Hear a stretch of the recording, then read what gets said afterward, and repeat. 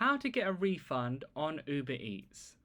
This is going to be refunding the entire order, and it's going to be the same process whether you're on your mobile devices, whether it's Android or iPhone, or if you're on the website version like I am now.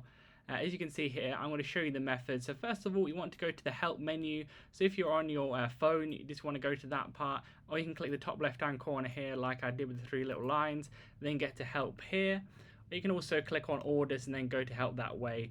But once you're in the orders section, click on the order you want to refund. So go ahead and click this one here like I have. And then you want to click on help with an order, past order, that section there. And then you'll want to click on food damage or quality issue. That's the section you're going to want to be on there. And it's going to give you two different options here. It's going to ask you if you want to refund your entire order. You want to click on the entire order one, go ahead and tick that box, then click next.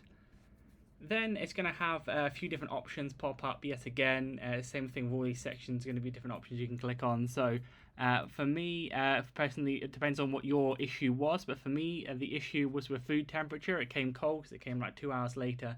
So I went ahead and clicked tick on that one. It might be different for you, so go ahead and tick whichever box makes sense for you. Then click on next. And then it should come up with a section where it says thank you for contacting us, and then you might have to wait potentially 5 minutes or 24 hours depending on how quickly they get back.